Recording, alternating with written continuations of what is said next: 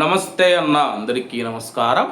Gulf దేశాలలో మనం చూసుకుంటే వ్యక్తిగత ఆదాయపు పన్ను ఇన్కమ్ ట్యాక్స్ అయితే ఉండదన్నమాట. అలాగే తొలిసారి మనం చూసుకుంటే గల్ఫ్ దేశాల చరిత్రలోనే తొలిసారి ఆదాయపు పన్నును ఒమన్ దేశం అయితే ప్రవేశపెడుతుంది. వివరాలేకి వెళితే ఒమన్ ఆర్థిక వ్యవస్థ చమురుపైన ఆధారపడకుండా మార్చడానికి విస్తృత ప్రయత్నాలలో భాగంగా ఒమన్ వ్యక్తిగత ఆదాయ పన్ను విధించాలని చెప్పి ఆలోచిస్తూ ఉంది. 6 సభ్యులు చమురు సంపన్న గల్ఫ్ సహకార మండలిలో ఈ యొక్క పన్ను అమలు చేసిన మొదటి దేశం ఒమన్ అవుతూ ఉంది. 6 దేశాలు మనం చూసుకుంటే జీసీసీ దేశాలుగా ఉన్నాయి.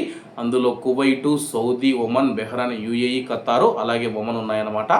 ఆ దేశాలలో పన్ను విధించే మొదటి దేశంగా ఒమన్ నిలవనుంది.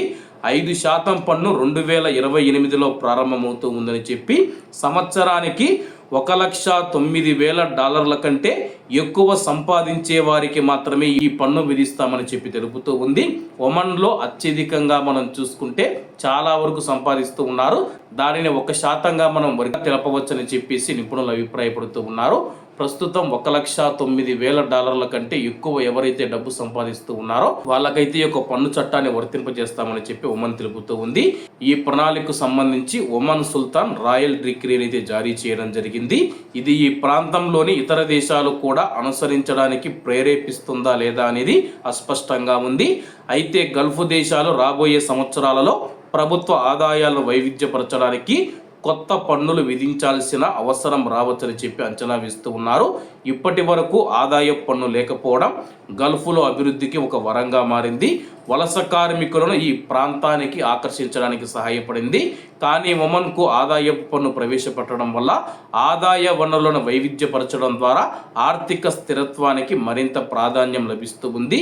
ఇది ప్రపంచ ఇంధన మార్కెట్లో హెచ్చుతగ్గుల నుంచి ఒమన్ దేశాన్ని రక్షించడంలో సహాయపడుతుందని చెప్పేసి ఆ దేశ ఆర్థిక శాఖ మంత్రి సయీద్ బిన్ మహమ్మద్ ఆల్ సక్రీ గారు తెలిపారు. మార్కెట్ను బట్టి చమురు మరియు గ్యాస్ ఆదాయాలు దేశ ప్రజా ఆదాయంలో 85% వరకు ఉంటాయని చెప్పి ఆయన తెలిపారు. ప్రజా ఆదాయ వనరులను వైవిధ్యపరచడానికి ప్రాథమిక ఆదాయ వనరుగా చమురు పైన ఆధారపడటం వల్ల కలిగే నష్టాలు తగ్గించడానికి ఈ కొత్త పన్ను చట్టాన్ని తీసుకొని వస్తూ ఉన్నామని చెప్పి ఆయన తెలిపారు. ఒమన్లో అనేక సంవత్సరాలుగా వ్యక్తిగత పన్ను వేయాలని చెప్పేసి చాలా వరకు అయితే డిమాండ్లు ఉన్నాయి. ఇప్పుడు ఆర్థిక సంస్కరణలు చేస్తూ ఉన్న నేపథ్యంలో దీనిని ప్రవేశపెడుతూ ఉన్నారు. అలాగే 2040 ఒమన్ విజన్ ప్రాజెక్టులో భాగంగా ఈ నిర్ణయం తీసుకున్నట్లయితే ఒమన్ దేశం తెలుపుతూ ఉంది. అలాగే $1,09,000 కంటే ఎవరైతే ఎక్కువ సంపాదిస్తారో వాళ్ళకు ఈ యొక్క పన్ను అయితే 5% అయితే వాళ్ళ యొక్క ఆదాయంలో అయితే కట్ చేయనున్నారు. కాబట్టి అందరూ బాగుండాలి, ఎందులో మనం ఉండాలి. అందరికీ నమస్తే అన్న, జై హింద్.